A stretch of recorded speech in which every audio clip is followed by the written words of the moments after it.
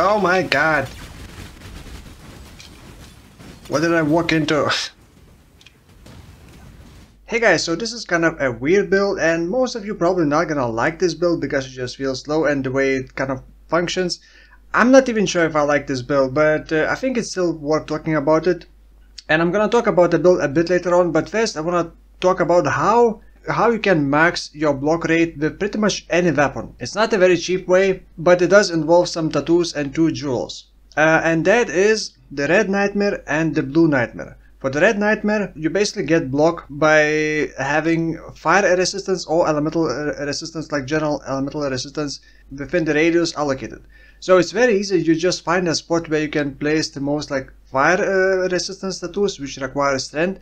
Of course, this is using glancing blows, but if you are using a shield, I think you can actually get like a true block quite easily as well, without glancing blows. So you would still get 75 attack and 75% spell block, and without glancing blows. So it would be like a true block, and you would take no damage when you block. With a shield, that would be a lot easier with a staff as well, because you're already getting like a block nodes, and for the spell block you can always use Tempest Shield, which is like very simple solution. So this build is using Atziri's Disfavour, and normally you cannot really block with the Atziri's Disfavour. So getting enough block on a two-handed axe would be very difficult. This isn't for every build, this is for any weapon. The Blue Nightmare, I placed it here. There are probably better spots somewhere like closer to the witch area, and I don't really want to travel this way, so I took a couple intelligence nodes, used the tattoos to convert into block and into lighting, which does give block.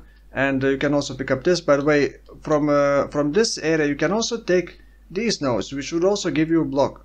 So this is how I'm actually getting my block chance, because I do need block for Riposte. Currently, without the flask, I have 74-68 block, but with the flask it goes to 85-75. So yeah, that's the strategy to get block. Now about this build, so I wanted to experiment with Riposte. By the way, in the past I did Vengeance build.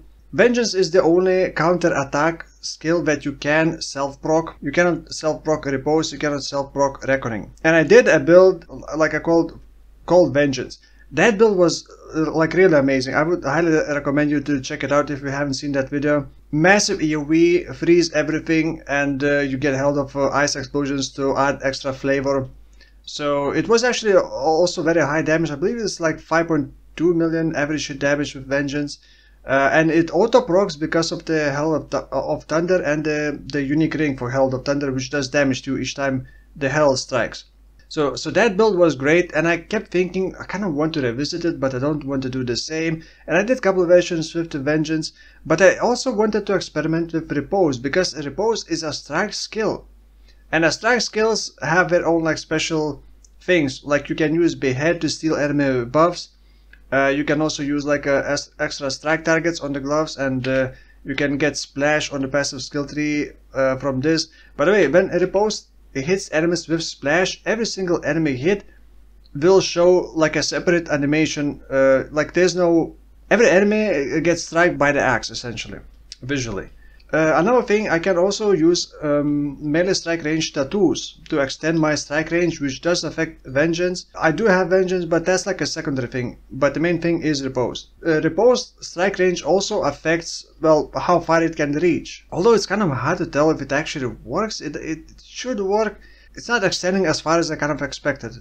So Riposte also has much shorter cooldown than Vengeance.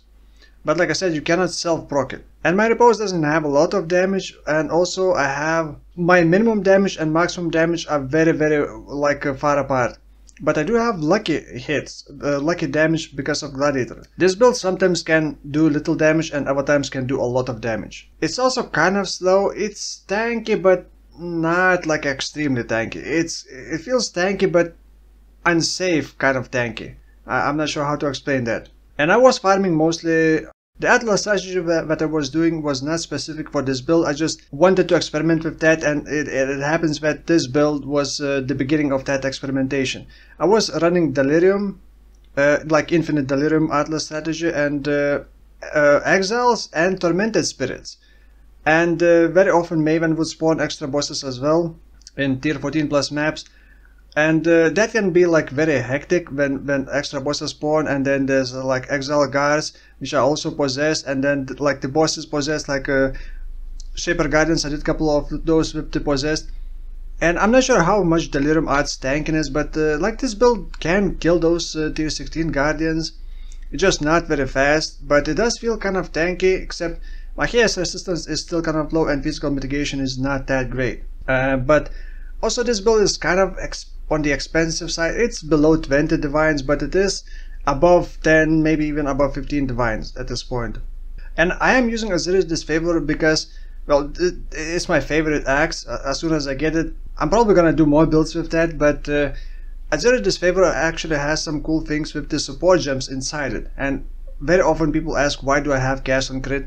It's anomalous cast on crit. Anomalous cast on crit literally just gives me 50% more attack damage even at level 1 because of the quality. So Atziri's Disfavour also gives +1 meters to weapon range. I kind of hate that we turned from units to meters, because previously it was like 10 units, so 10 was a lot bigger, and now it's just 1. And then when you get tattoos, it's 0.1. It feels so unimpactful rather than saying like 1 unit radius.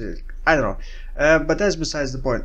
So Atziri's Disfavour also gives like weapon range, which works for Vengeance, Riposte, and I have an anomalous Riposte for increased CDR. I also have a helmet enchantment for increased CDR, and my Riposte is a bit over half a second cooldown, so I can proc it almost 2 times per second. Anomalous Riposte linked to anomalous melee physical damage. This is just to increase melee strike range even more. Awakened Brutality was cheap. Volatility, which is kind of important and gives a lot of damage. I'm gonna explain a bit about Volatility later. Anomalous cast on crit, like I said, 50% more attack damage. Behead, which also increases the melee strike range. And also I can steal enemy buffs, which I think is not like that great, but also adds a bit of extra flavor. I also do have Vengeance. I chose to use Phantasmal Vengeance. It's a bit more expensive just to generate Rage, but Rage does not give me much DPS, because Rage is mostly for attack speed builds, and movement speed does help because it is a bit slow build. I also have Rage support just to speed up regeneration a bit. Pulverize, you actually would want all quality Pulverize, which does give up to 99% more more melee area damage, ideally. But that one was a bit more on the expensive side, so since Vengeance is not my main skill, I thought, whatever. Then melee physical damage support and Brutality. I didn't go for the 6th link. I kind of needed extra links. As you can see, I wanted to squeeze in Cast and Death Portal just in case. I do run Steel Skin. I don't have that much armor, so Molten Shell isn't really worth it, I think. I do run Flesh and Stone with Maim in the Blood Stance, also War Banner and Pride Aura. For extra damage, I'm actually using Frenzy with the Trauma support and faster attacks. This is to proc Vengeance, and also in the same setup Leap Slam with faster attacks, just to move a bit faster. I don't have quality on faster attacks, so I could move a bit faster even. Just kind of have to rely on Quicksilver with the increased movement speed. And then Val Ancestral Warchief and Vulnerability. Now the Dawnstrider boots basically doubles the damage that you get from the Val Ancestral Warchief and gives you 4-second like linger duration. So if the totem expires or dies, it's still gonna give you that buff for extra 4 seconds. Now the main defense and Defiance of Destiny, I think, is kind of mandatory for this. I don't really have Recube. I do have Leech, but that alone is not gonna make me survive, so kind of had to use the Defiance of Destiny. And leveling actually was kind of rough. It wasn't very fun with the Riposte. So Defiance of Destiny, once again, saving the build from being completely terrible into just being kind of okay. I needed quite a lot of attributes. I'm actually still using the Hoop of Fall. You could get something better, but it fills everything that I need, like enough all attributes. It gives some damage, resistances, and the Everring also has quite a bit of attributes. Now Ryslatha's Coil, this is an interesting thing, and as you can see, I have like the perfect worst minimum roll.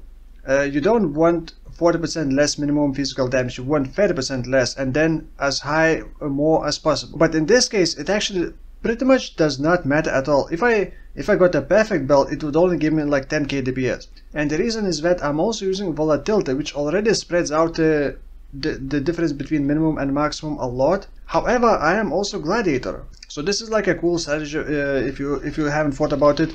A Gladiator with Ryslatha's Coil and Volatility works extremely well because of this note. Attack damage is lucky if you have blocked in the past 20 seconds. Lucky damage essentially means it rolls damage numbers twice and picks the higher number. So it's much more likely to roll bigger number rather than smaller number. It kind of shrinks down the difference between the minimum and maximum without losing the maximum essentially. So that works extremely well, and it's also much cheaper to buy like this Ryslatha's Coil. I think I paid only 50 KS. You would probably have to pay a couple Defiance for like a good less minimum roll. So yeah, I'm gonna leave Path of Building import code. There's really not much else to talk about. I don't know what build to do next. I did plan a build and I was about to do it, and then I realized that increased Warcry cooldown recovery rate tattoos are 50 KS each, and I need like 30 of them. 30. Not 13, I need 30 at least.